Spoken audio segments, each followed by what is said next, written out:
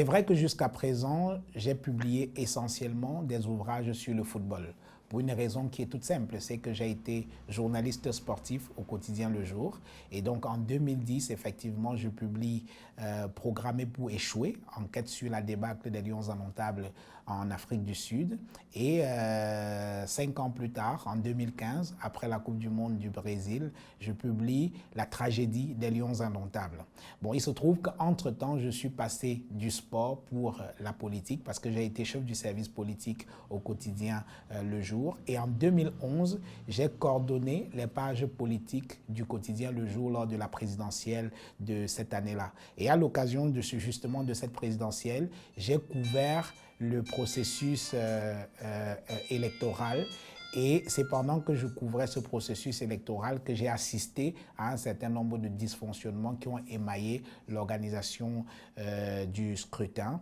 Et je me suis dit, il fallait publier un livre. Donc, l'ouvrage Accordé avec fraude de Ahidjo Abiya, Comment sortir du cycle des élections contestées, c'est un livre dont j'ai commencé la rédaction en 2011, mais je ne pus aller jusqu'au bout de mon initiative parce que bon, voilà, j'ai été appelé à faire autre chose. J'ai un tout petit peu abandonné l'idée, mais je l'avais commencé. J'avais d'ailleurs commencé la collecte et ceux qui vont lire le livre vont voir qu'il y a certains entretiens que j'ai réalisés effectivement en 2011. J'ai repris la rédaction de cet ouvrage à la faveur de l'élection présidentielle de 2018 et c'est le jour où le contentieux électoral devant le Conseil constitutionnel s'est achevé que j'ai décidé de reprendre l'écriture de cet ouvrage sur les élections parce qu'on a assisté à un contentieux électoral qui a montré à ceux qui en doutaient encore que les élections au Cameroun, ce n'était pas tout à fait transparent.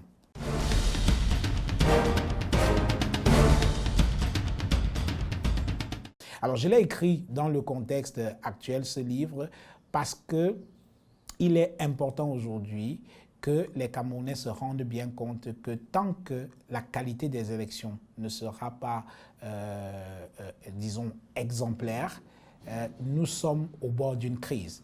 Vous assistez en ce moment à une crise sociopolitique au Cameroun qui est née de la contestation des élections ou alors de la présidentielle du 7 octobre 2018. Et donc, pour moi, il est essentiel aujourd'hui que les lois sur les élections, que le processus électoral soit revu de fond en comble. Et l'autre raison, c'est que nous avons un président qui a 37 ans de pouvoir, qui est âgé de 87 ans, il n'est plus tout à fait jeune, et il y a très peu de chances qu'il soit éternel. Donc, pour moi, aujourd'hui, il est important qu'on commence à penser à l'après-Biya et le meilleur moyen de régler l'après-Biya dans la paix et dans la concorde nationale, c'est que cela se fasse par la voie des urnes. Et pour que cela se fasse par la voie des urnes, il faudrait que le processus électoral soit juste et crédible. Donc, il va falloir revoir les lois électorales. C'est ce que j'explique un peu dans mon livre.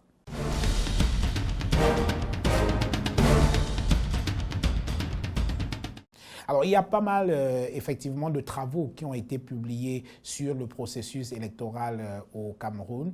Je pense que ce qui est essentiel chez moi, c'est que j'essaye d'apporter quelques propositions en vue d'améliorer le processus électoral au Cameroun. Je reviens un peu sur la dimension historique parce que la fraude électorale ne date pas d'aujourd'hui. La fraude électorale a existé pendant la période coloniale avec la présence française dans la partie francophone du Cameroun qui organisait de mauvaises élections et c'est documenté. Il y a des administrateurs de colonies qui expliquaient comment ils mettaient des ballots de bulletins de vote dans les urnes pour faire gagner quelqu'un comme Amadou Ahidjo. Donc, c'est quelque chose qui remonte à très longtemps. Après cette période-là, Ahidjo est arrivé au pouvoir par des mauvaises élections. Il s'est maintenu par des élections qui, en réalité, n'étaient pas des compétitions politiques, mais simplement des moyens de légitimer son pouvoir. Et lorsqu'il a constaté, Amadou Ahidjo, que la concurrence était rude, parce qu'il y avait déjà le multipartisme à cette époque, et les élections du 10 avril 1960, où on a vu au moins 5 partis politiques qui sont entrés à l'Assemblée nationale. Donc on avait une Assemblée nationale qui était quand même assez bien composée, qui était pluraliste. Amadou Ahidjo a pris peur, et 6 ans plus tard, en 1966, il installe le parti unique. À partir de ce moment-là, les élections ont une valeur simplement plébiscitaire et non de compétition. Vient ensuite Paul Biya, qui a hérité du pouvoir qui lui a été gracieusement offert par Amadou Ahidjo. Lui aussi, les élections, c'est simplement des plébiscites. Et en 1990, il est obligé par non seulement la pression de la communauté internationale, mais également par la pression de la rue, avec John Froundi et le SDF qui décident de lancer leur parti politique, et un certain nombre d'autres leaders, les Anissé Kané, ainsi de suite, qui l'obligent à ouvrir le jeu politique. Il faut aller aux élections, et l'élection présidentielle d'octobre 1992, il s'en sort in extremis. Aujourd'hui, j'ai des sources qui sont concordantes pour dire que le président de la République, Paul Biya, avait perdu cette élection présidentielle et que les chiffres ont simplement été inversés. Donc, le chiffre de Froundi, les chiffres de Froundi lui ont été attribués, et ces chiffres ont été attribués à Froundi. Toujours est-il que cette élection présidentielle va marquer un tournant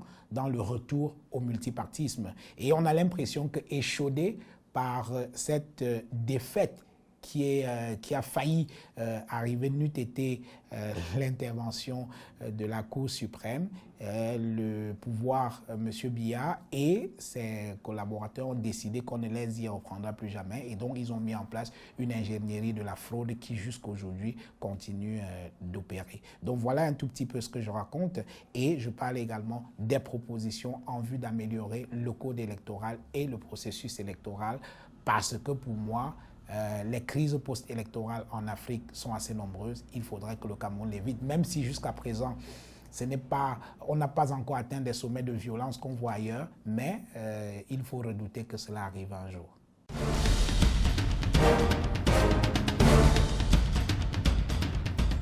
Alors, la présidentielle du 7 octobre dernier, comme vous le savez, a été contestée par 2 candidats importants.